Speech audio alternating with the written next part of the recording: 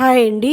ఇవాల్టి వీడియోలో కర్ణాటక రాష్ట్రం చిక్బలాపూర్ జిల్లా నంది గ్రామంలో ఉన్న భోగనందీశ్వరాలయంను దర్శించుకుందాం. భోగనందీశ్వరాలయం విశిష్టత గురించి, ఆలయం విశేషాల గురించి తెలుసుకుందాం. భోగనందీశ్వర మరియు అరుణాచలేశ్వర దేవాలయాల సముదాయం ఈ భోగనందీశ్వరాలయం అండి. ఈ నంది గ్రామంకి నంది కొండలకి మధ్య దూరం 9 కిలోమీటర్లండి.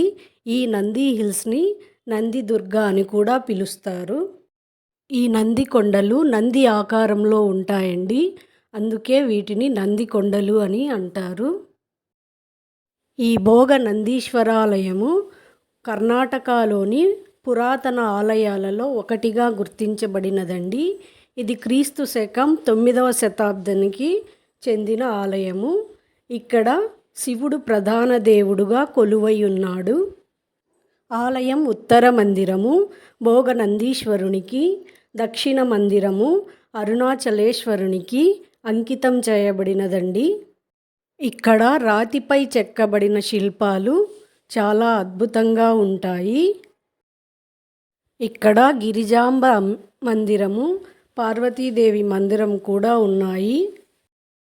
ఉత్తర భోగనందీశ్వరాలయము చోళరాజ వంశానికి చెందినదిగా, దక్షిణ అరుణాచలేశ్వర ఆలయము తలకాడ్ గంగా వంశస్థులచే నిర్మించబడినదిగా భావిస్తున్నారు. ఈ రెండు ఆలయాల మధ్య ఒక చిన్న ఉమామహేశ్వర ఆలయం ఉందండి. దీని ముందు ఒక కళ్యాణ మంటపం ఉంది. ఈ కళ్యాణ మంటప స్తంభాలపై అద్భుతంగా శిల్పాలు చెక్కబడ్డాయి. ఈ ఆలయం మొత్తం శిల్పకళతో ఎంతో అద్భుతంగా ఉంటుంది. అరుణాచలేశ్వర మరియు భోగనందీశ్వర ఆలయాలు శివుని జీవితంలోని 2 దశలను సూచిస్తాయి. అతని బాల్యము మరియు యవ్వనము. మధ్యలో ఉన్న ఉమామహేశ్వర ఆలయము 3వ దశను, అంటే పార్వతీదేవితో అతని వివాహాన్ని వర్ణించే శిల్పాలు ఉన్నాయి.